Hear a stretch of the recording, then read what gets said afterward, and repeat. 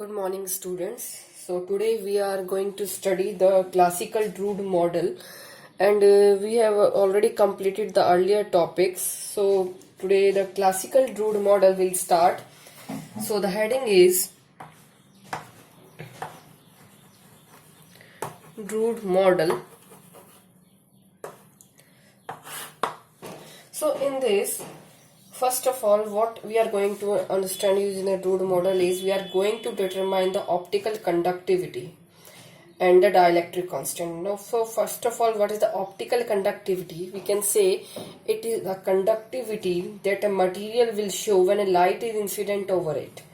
So for this, the Drude proposed a theory, and he considered that by considering the motion of an electron in the presence of an electric field, we can determine the optical conductivity also. So now, first of all, in the presence of collisions, what happens? So if electric field is there, the electron drift in a direction opposite to the applied field, and due to this motion, the electrons collide with the lattice defects, or it can collide with the lattice points also, and during this they lose their energy.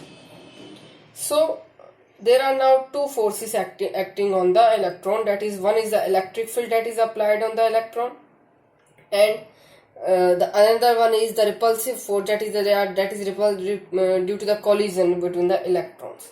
And this repulsive force, so we can say that, like, what is the normal equation of motion? Normal equation of motion is F equals to ma. This is the normal equation of motion, or we can say general equations for the force equals to ma. So in this case, the force acting on the particles are what? That is the force due to the electric field. We can write it as it is QE, and E is capital, so this is for the electric field. So QE we can write it, since charge here is electron, I will write it minus E. So this is the force acting on the electron in the presence of electric field. Now the another force which I just told is the repulsive force, that is due to the collision of electron with the lattice defects.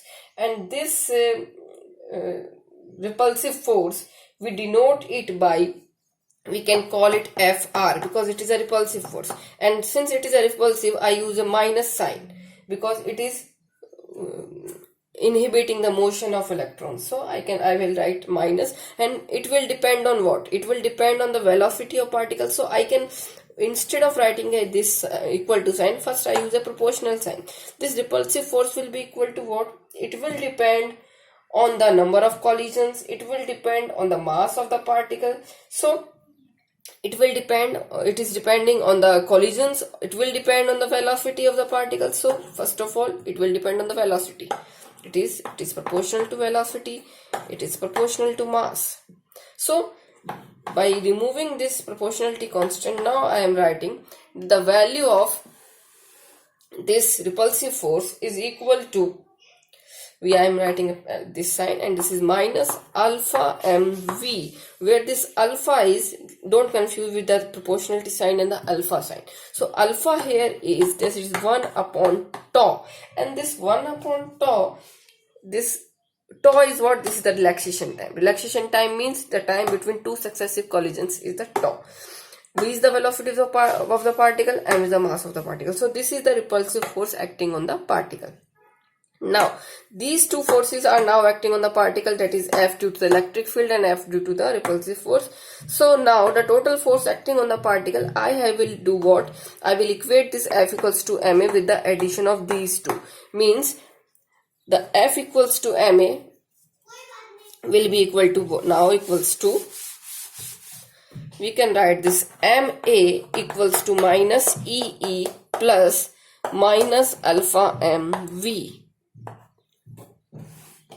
Now just put the values. We can write in terms of position and time. I am writing the acceleration as, since this m will be same, and acceleration can be written as d2x by dt square equals to minus ee minus, instead of this alpha I will write now tau, 1 upon tau, so m by tau, and for velocity we can write as dx by dt.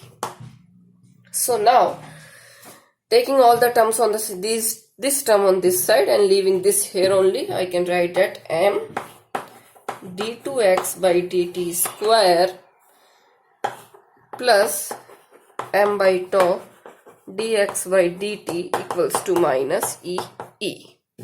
So this we have now. So this is your equation number 1. You can check in your notes also. So this we have reached already. Now after this we are saying that now that we are incidenting a light on the material. When we incident a light on the material, and in that case the X as well as the electric field, because now electric field is what? Electric field now we are considering is the electric field of the EM wave. The nature of EM wave is what?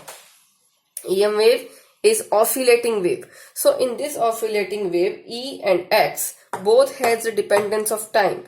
So when they are time dependent, we are saying that they are depending on the time with respect to e to the power iota omega t. Means we can write the electric field as, electric field is given by here now, E naught exponential e to the power minus iota omega t. This shows the dependence of electric field on the time. E naught is the amplitude. This is the initial amplitude. Similarly, we can write x. X is the position of the particle, or we can say position of electron, as x naught e to the power minus iota omega t. Now these both terms are, that is the electric field and the position of the particle, are the time dependent, since we are considering an electromagnetic wave, or we can say since we are considering light, which is an electromagnetic wave, and the light is incident on the material. Now we will consider this equation, and this equation you can put it as equation number 2, but in the notes this is not equation number 2, so let us put equation number 2 right now. This equation number 2 we will be using to further solve the derivation. So I am deleting this now, this thing. So the equation number 2 what I am getting is, now it is x equals to x naught e to the power minus iota omega t. I made it equation number 2. Now differentiate it with respect to t. It will be dx by dt equals to, see x naught is a constant, it will be like this only. Differentiating it, it will be iota omega and e to the power minus iota omega t. Now this x naught e to the power minus iota omega t is what? It is x. So since this is x naught e to the power minus iota omega t is x, I can write it minus iota omega x. This is your dx by dt. So this is your equation number, suppose this is equation number 3. Now again differentiate it with respect to x. So again differentiating, we get d2x by dt square, and what we get, we are differentiating this equation now again, not this one. So it will be minus iota omega x naught we are already having. Now again differentiating, what we get, differentiate only this term, so it will be again minus iota omega e to the power minus iota omega t. This will be the term. Now this minus is plus, and iota square is minus again, so minus omega square, and x naught e to the power minus iota omega t is your x. So it is minus omega square x. This is your equation number, suppose 4. Now we already had that first equation, that is the equation of that force is equalized. So now put this equation number 3 and 4 in 1. So put 3 and 4 in 1. So let us do that. So the equation number 1 was, I am again writing that equation number 1 was d2x by dt square plus m by tau dx by dt equals to minus E. In this I am putting equation number, I am putting the values of d2x by dt square and dx by dt. So on putting the values, what I am getting, so m, and this value of d2x by dt square was minus omega square x plus m by tau. Value of dx by dt was minus iota omega x equals to minus e. This we get, take the minus sign common and x also common, take this m inside, so I am taking minus x common, and then we get m omega square and plus iota m omega by tau equals to minus e. Cancel out the minus sign, take the value, find out the value of x. So the value of x from here we get is e divided by this whole term, m omega square plus iota m omega by tau. So this is the equation. From this we can again take m common. So after taking m common, I can write it like this also. We can write like this. X equals to, in this I am taking the m common now, e upon m omega I have taken common. So in this term I am taking m omega common, so it will be omega plus iota by tau.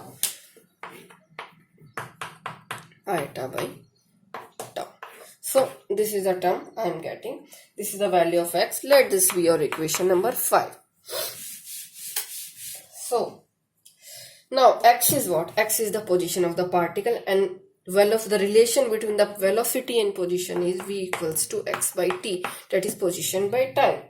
So from here, now what we have to find out first we have to find out the optical conductivity, and for optical conductivity we have to take the expression for the term that is using the current density. So since we know that current density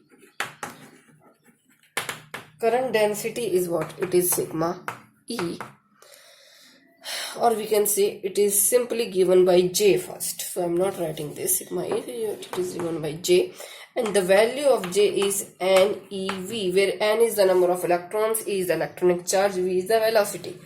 Now put the value from here, Ne, what the value of this? It is x by t.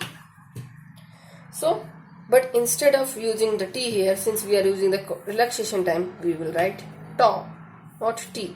This is the general formula for in the present case, since we are talking about the collisions, it will be x by tau. So this is your equation number 6 now. J equals to Nex by tau. Now what we will do? Put this value of x in this. Let us put the value.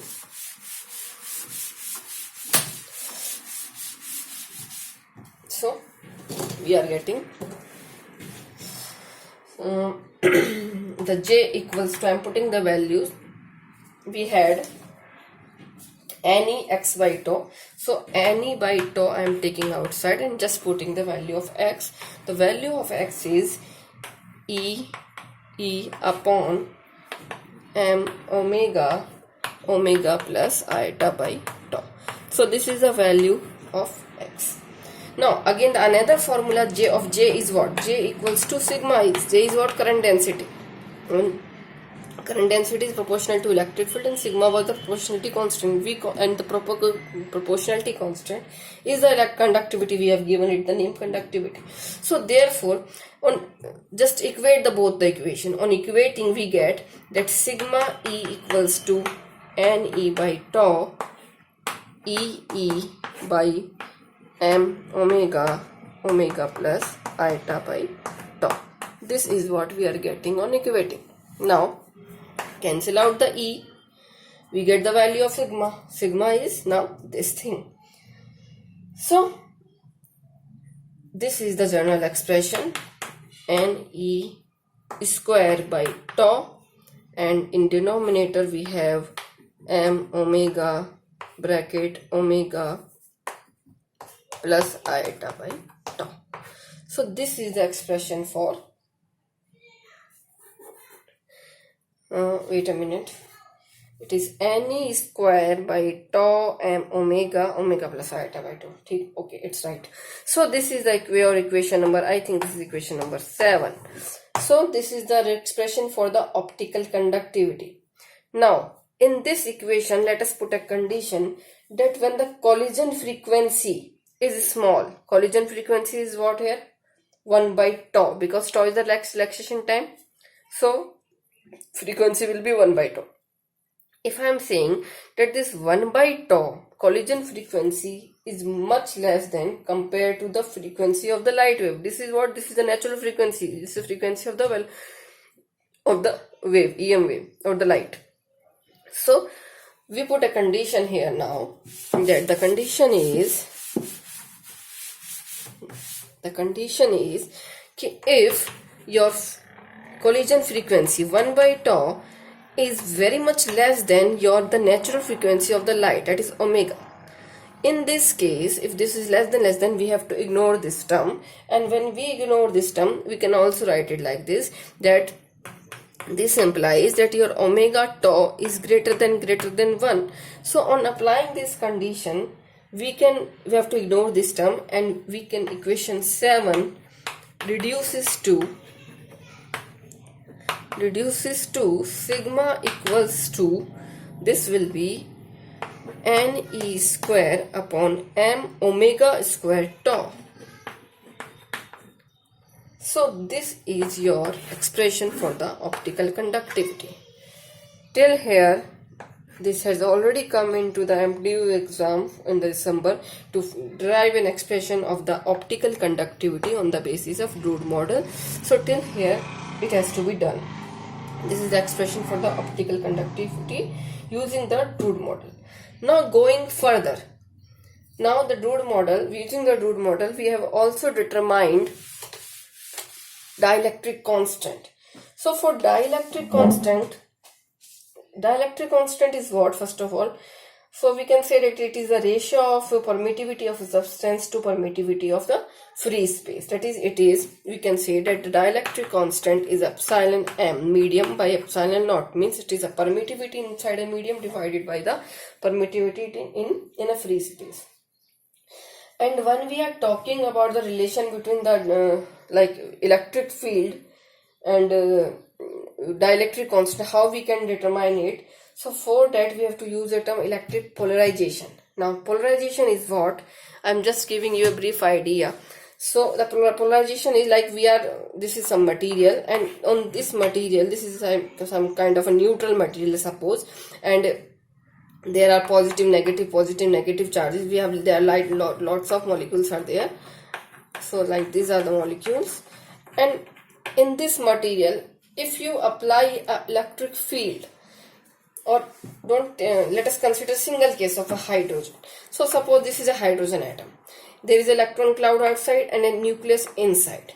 Electrons are revolving outside, and basically it is a neutral state because their number of electrons and protons are the same.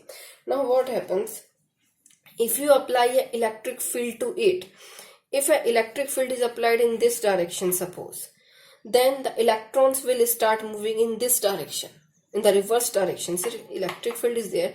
Now what happens? Due to this electric field, the electron cloud attached to it starts moving to the opposite direction, or we can say the situation is something like this, that this is your positive charge and the new situation is this dotted one, means the electric field has moved towards this direction. Now we can say there is a minus sign here and a positive sign here. This is the negative charge, negative electron cloud, and since both are equal, they are having the equal and opposite charge separated by some distance.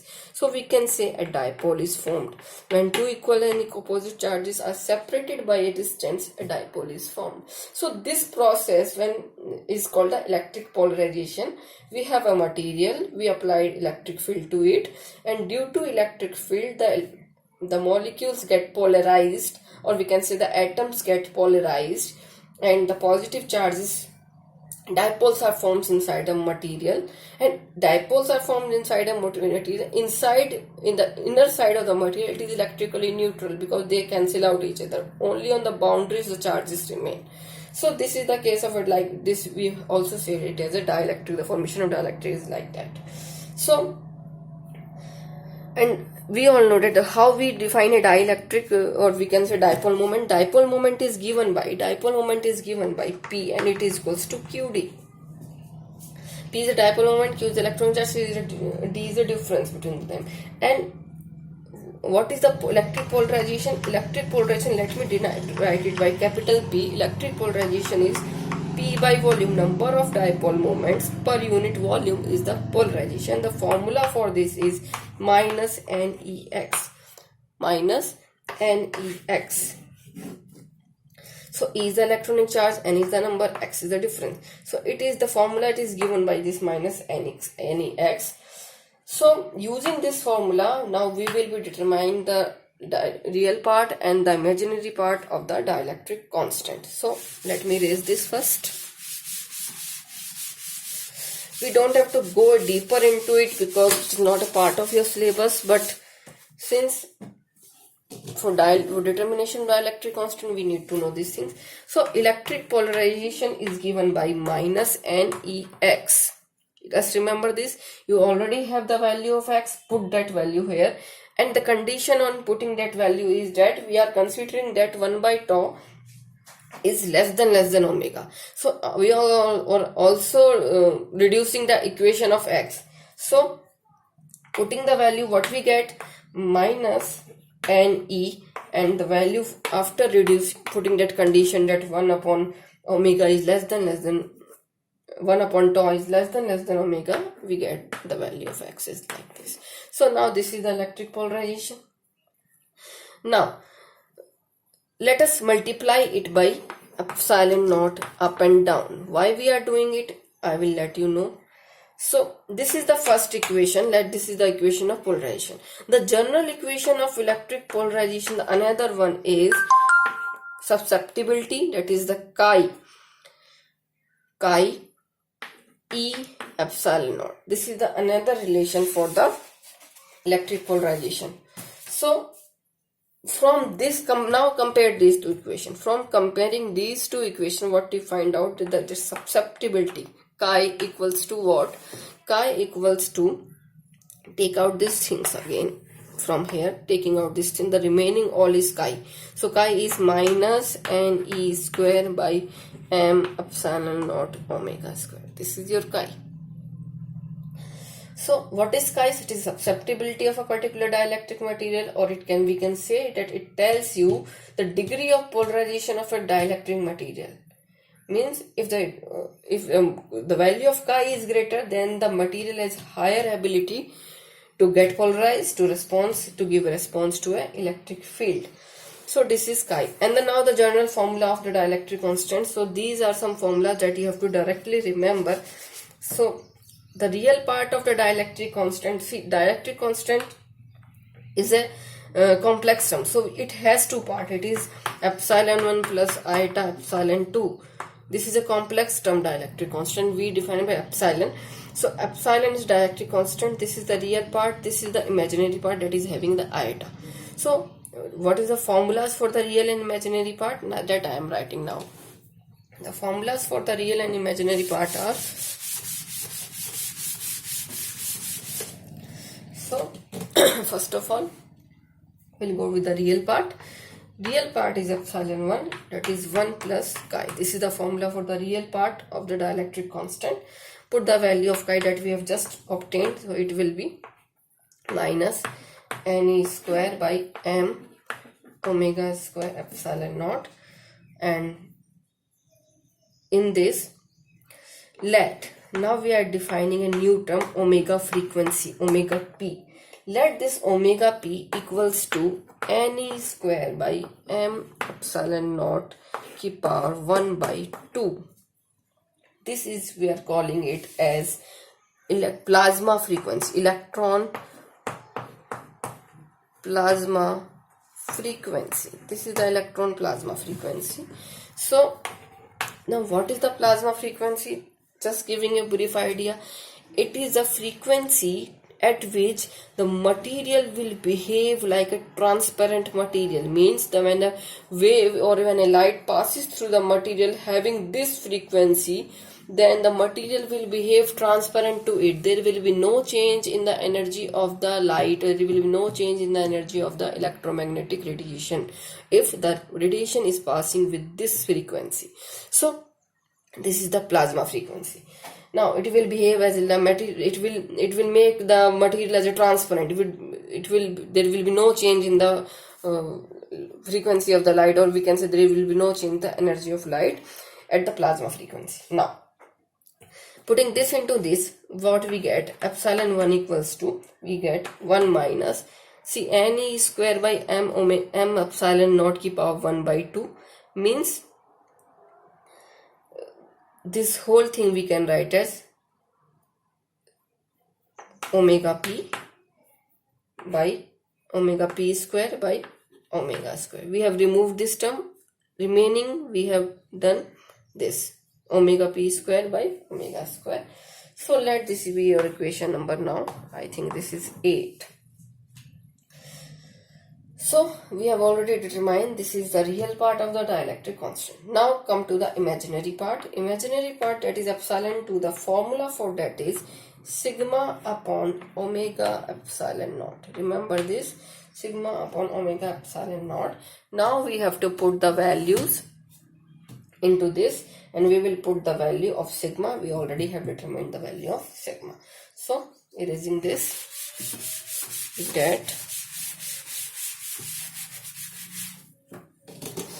so now we are doing the epsilon 2. Epsilon 2 is sigma upon omega epsilon naught. Put the value of sigma. We have already determined the value of sigma, so it will be Ne square upon m omega square tau. This we have already determined. Now we know that since omega frequency is what, that plasma frequency is, this equals to Ne square by m epsilon naught.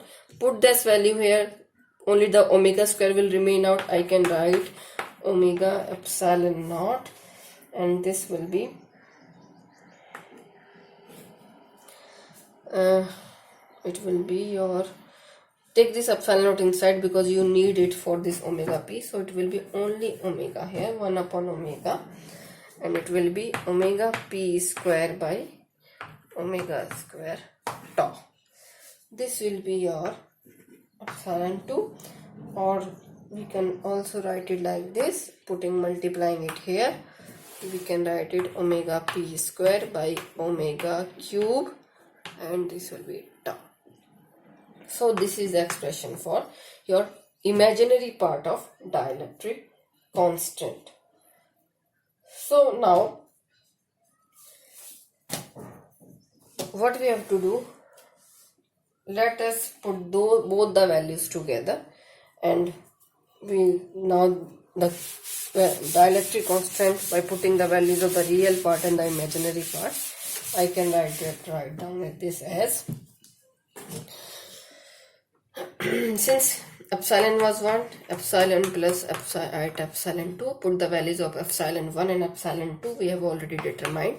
So it will be minus omega p square by omega square plus iota omega p square by omega cube tau. Put the value. Now since this omega p square and omega square, we can take it common from both the terms.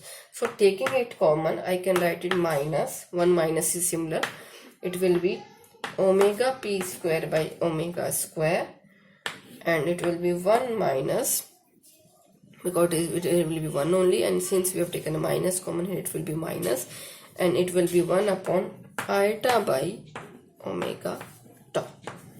This is the term. Okay, now I have multiplied this term up and down by 1 plus iota by omega tau, 1 plus iota by omega tau, multiplied up and down. Now this will be a formula of, that is a square minus b square. that formula, and this will be in the denominator. So what we get? We get 1 minus omega p square by omega square, a square minus b square formula, so it will be 1 square minus this square, so it will be iota square upon omega square tau square divided by 1 plus iota by omega tau.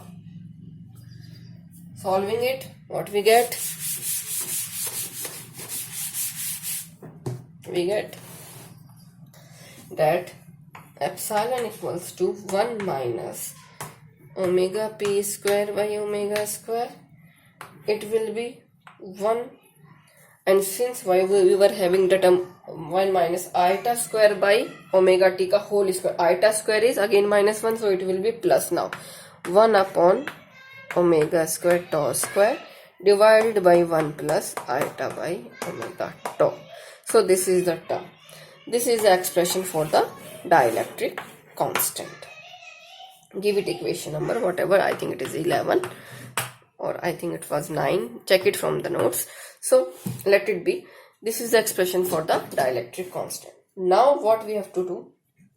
Again, let us put the condition, that the condition was that 1 upon tau is less than omega, or we can say that omega tau is greater than 1. This is the condition. So if we apply this condition in this equation, what we will get? Since this 1 upon omega tau, or we can put down it here like from this 1 upon omega tau less than 1 from this. So when this 1 upon omega tau is very much less than 1, so this term will get eliminated. We get this term again here also. So this whole term will be 1, only this term will be there. So we can write this epsilon as, on putting this condition, 1 minus omega p square by omega square. It will be 1 because this has been neglected. 1 upon 1 plus iota by omega tau. This is the expression that we are getting. So this is the reduced value that we have after putting the condition. This is the final value of the dielectric constant that we are getting. Now let us draw the graphs. Since we have to draw the graph of the imaginary part and the real part of the dielectric constant. First of all, let us consider the real part. So real part of epsilon was, this was epsilon 1, and epsilon 1, from the equation, that is the equation we had which equation? No, first of all, let's write the equation again. We had this, that epsilon 1 plus iota epsilon 2, and here we had that equation, that 1 minus, after putting the values. I don't remember what equation number we have given it. So it will be iota, I'm again writing it, omega cube tau. This was the equation that we have already written. So this represents your real part, that is epsilon 1, and this represents your imaginary part. This is your real part, this is imaginary part. First of all, I am going to plot the real part, that is the epsilon 1. So epsilon 1 is what? Epsilon 1 is 1 minus omega p square by omega square. Let us plot this. So for this, the graph will be, now I'm now plotting the graph.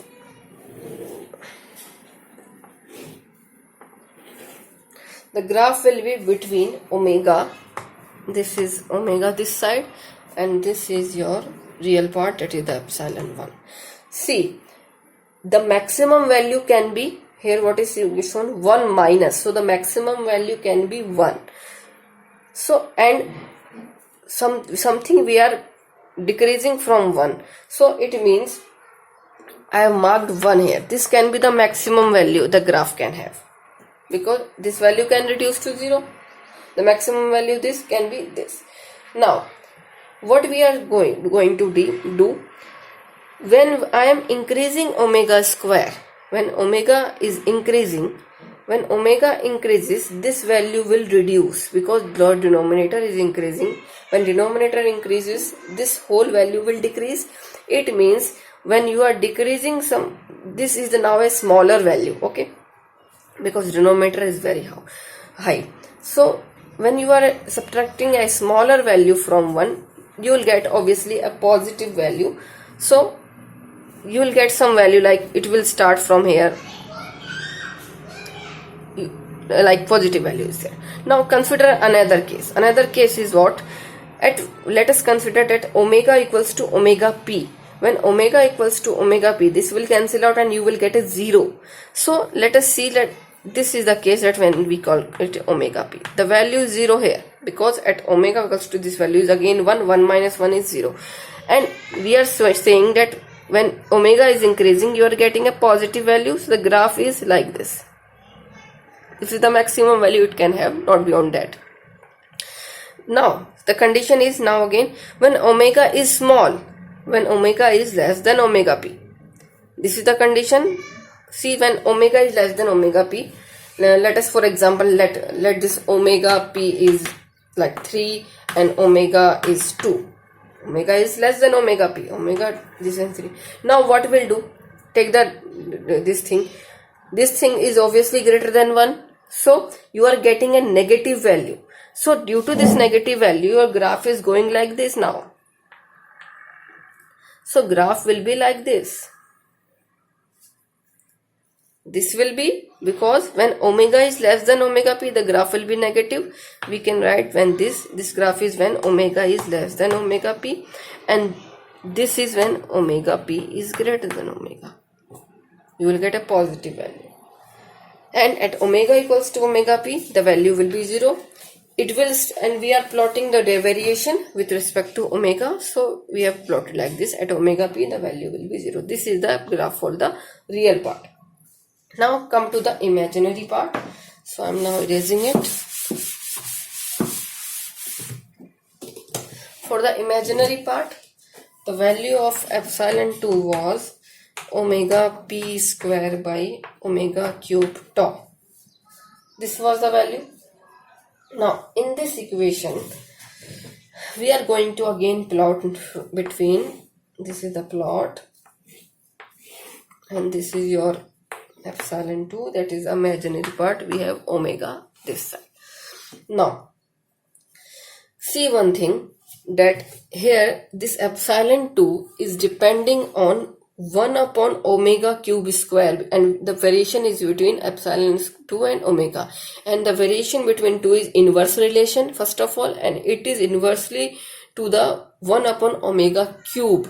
So therefore there will be a decrease. When we increase the omega, there will be a decrease in value, because there is an inverse relation. So we have to show the graph like this and like this. Now what happens when omega equals to omega p? At omega equals to omega p, at omega equals to omega p, if we put a value at omega equals to omega p, let me write it some above. At omega equals to omega p, the value will be what? It will be omega square by omega cube tau. So this will cancel out. We have only omega written because it is 2 and only one power will remain. So it will be now 1 upon omega tau. So this epsilon square at this frequency when omega equals to omega p is only depending on 1 upon omega. So initially it was having a inverse relation with 1 upon omega cube. Now at this point the relation is only 1 upon omega. The relation is between, inverse relation is only between 1 upon omega. Means at this particular value, suppose if this is omega p, suppose at this value there will be a sudden spike, because the inverse relation has changed from 1 upon omega cube, it has gone to 1 upon omega. There will be a slight increase in the value, and when it crosses that value, again there will be a decrease. So this is the graph. This is due to the variation, because the variation has changed to 1 upon omega here instead of 1 upon omega cube. A slight increase is observed at the plasma frequency. So this is the graph for the imaginary part of the dielectric constant. And the thing is that the significance we have already mentioned in the notes. that this tells us when the light will be, it will behave as a like transparent to the material. And the thing is that if the real part of the dielectric constant is positive, then only we can say that a medium light can propagate through the medium when the real part of the dielectric constant is positive. And at the plasma frequency, it behaves like a transparent material. There is no change in the frequency of the energy of the electromagnetic wave. That's all we have to do into the Drude model. This is the last graph, and here you can end up the topic. Hope you will understand this, and if you have any doubt, please let me know. Thank you.